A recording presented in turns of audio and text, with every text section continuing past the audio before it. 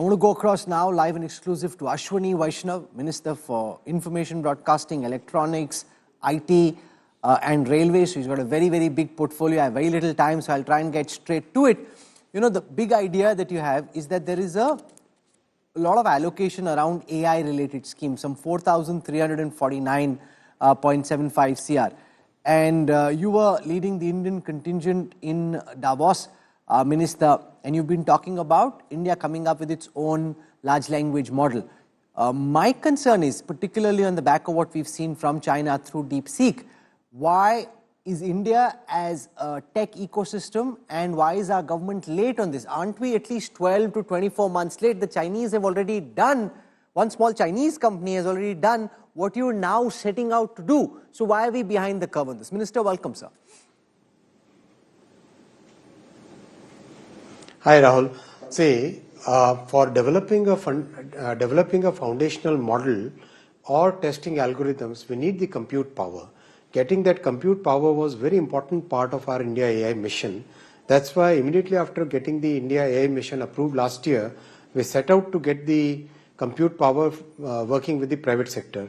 And we created a very interesting PPP model by which the private sector has invested in the compute capacity, and that compute capacity has been offered via government to the entrepreneurs, to startups, to academicians, to researchers, so that they can use the compute power for developing algorithms, testing models, creating models, training them. And against a target of 10,000 GPUs, we've got 18,000 GPU as the empaneled capacity. And we are going to do this every quarter. So that means we'll have a very significant compute capacity. And now that we have the compute capacity, we can quickly start the foundational model work. In fact, we have been working on creating models, and some very nice, interesting models are already in application. Already they are being used. For example, in railway, for increasing the confirmed ticket booking, we have been using for last 10 months a model which basically has increased the railway reservation by almost 27%. Same is the case of using models in the kitchens and cleanliness in multiple ways. And many more sectors are using. The other day, Mr. Bajaj was telling how he is using it in the insurance industry. In multiple ways, the models have been in use. So I think it's. So you understood my question, and yet you weaved an answer around it. So I'll just do it again. You know, a lot of this is use cases of artificial intelligence and the focus on small language models. As our IT minister, I'm curious to know your thoughts on the fact that a Chinese company working on its own, using far less computational power than, say, OpenAI or, say, Google, Gemini, has been able to create something which really upends a lot of original assumptions about how AI models were built. So, and you're also studying deep tech very, very carefully. So as our IT minister, how are you responding to these developments we're seeing from China, sir?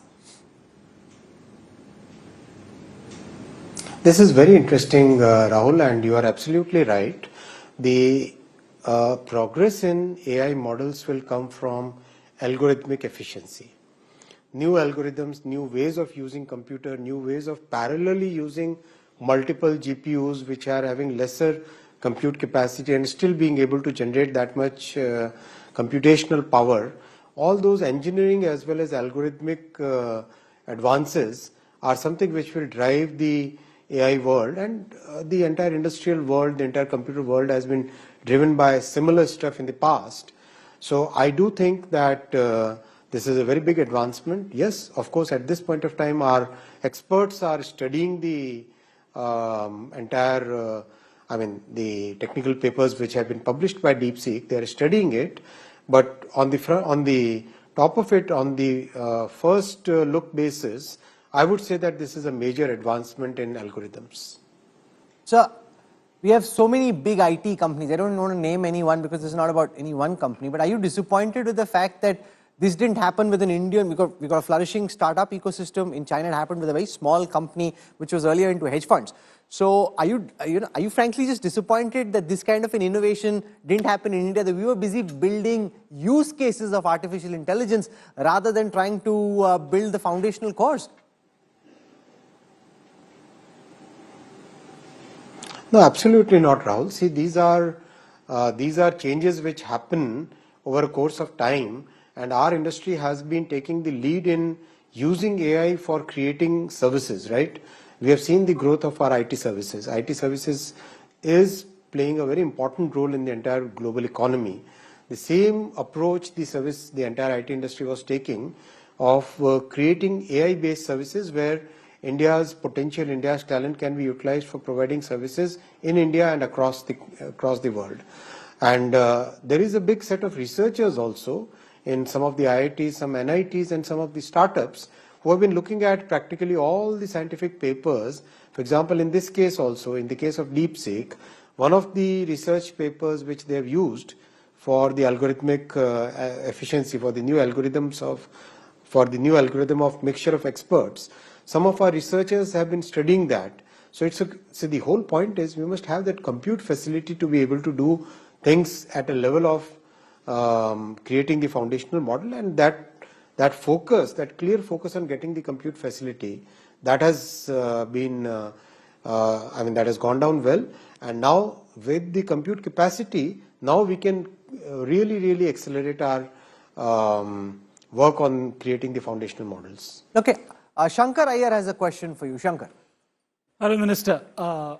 This is a question I have, just a curiosity that a lot of people say. Rahul was asking why India's IT companies have not been able to do, and several people have exchanged messages on the day DeepSeek was launched and the news came out that how come India's Jugaad expertise and how come India's techno expertise have not come together. Now, that question was posed to DeepSeek, and DeepSeek said because India invests far too little on R&D, has fewer scientists than China, and all those things.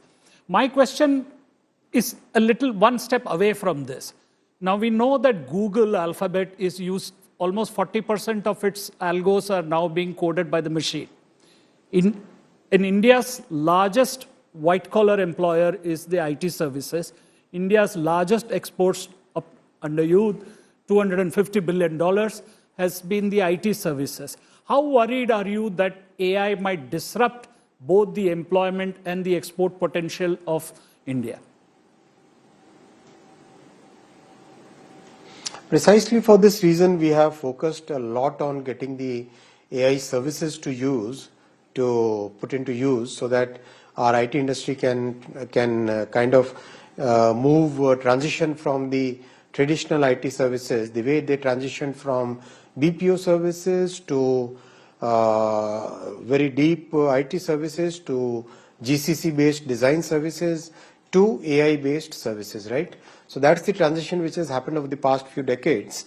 And that's why the IT industry was quite focused on getting into the AI services business model rather than focusing on the foundational model.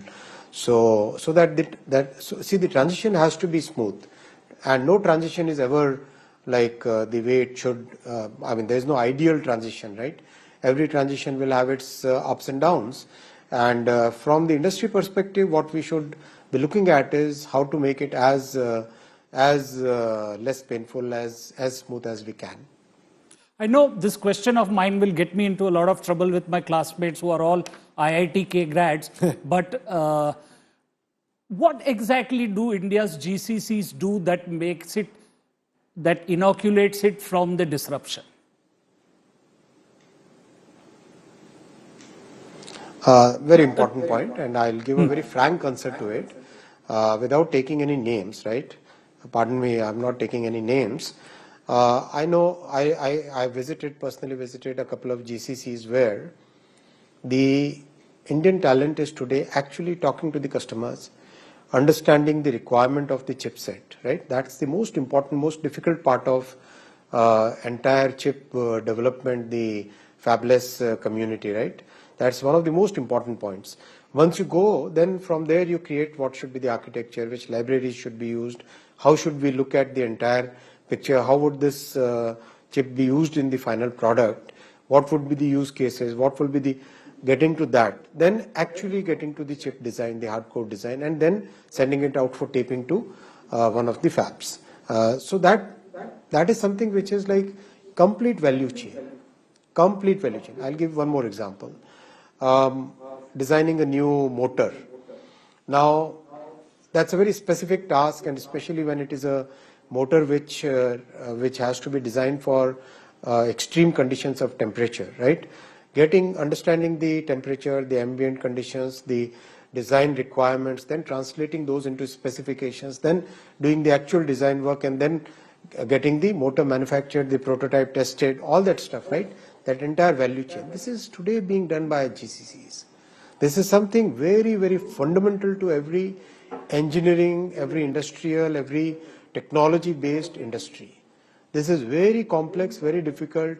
Imagine where we have moved from a BPO to, as I said, from BPO to coding to actually getting into design work to having complete GCCs to now we move to AI-based services, right?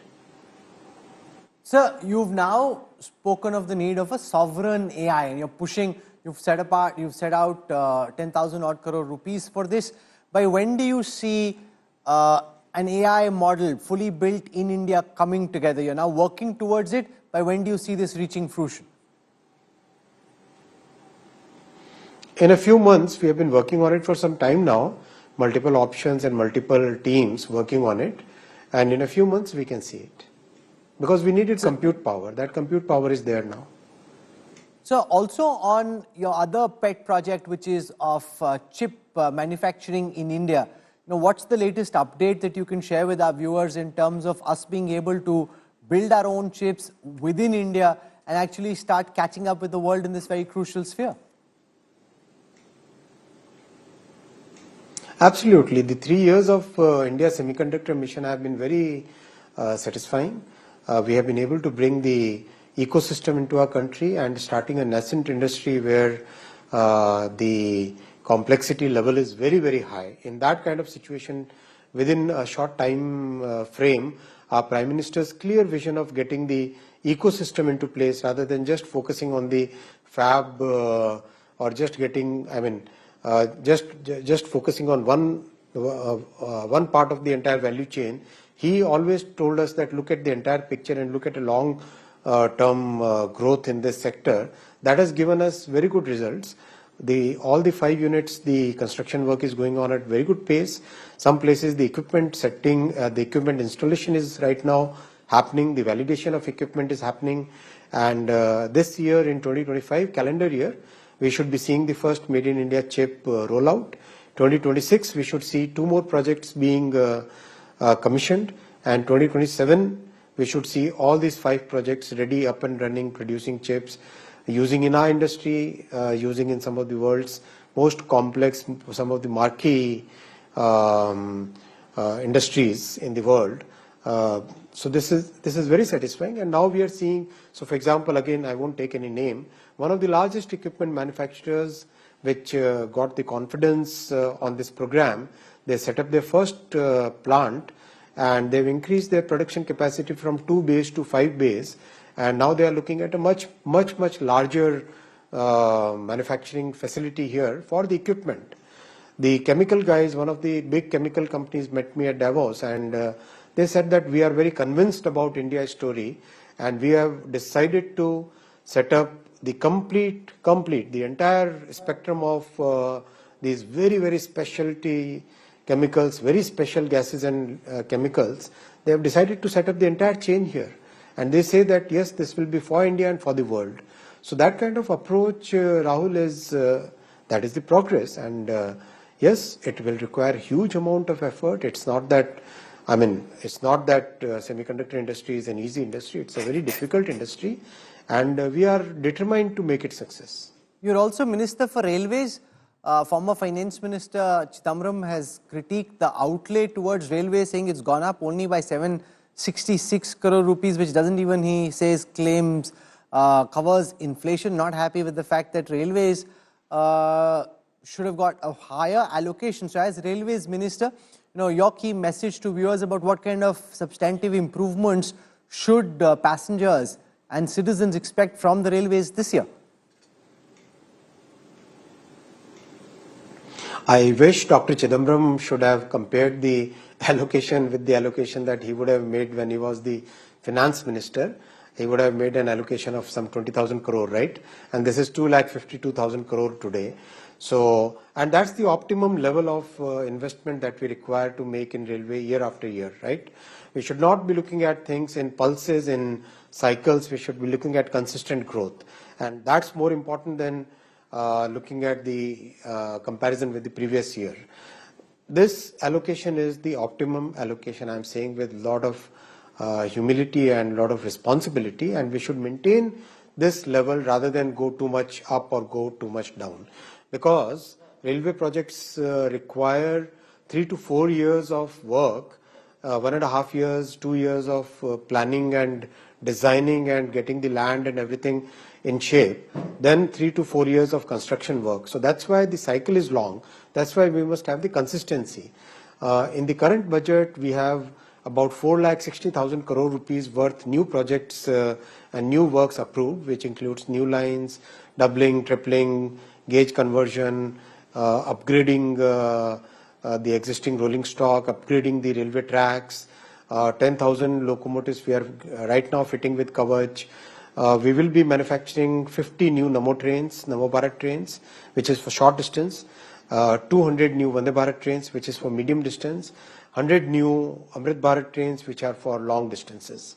We'll be doing about 1,000 new flyovers and underpasses, which is again, we made a record a couple of years, or rather the last financial year when we constructed 1,000 flyovers and underpasses in one single year.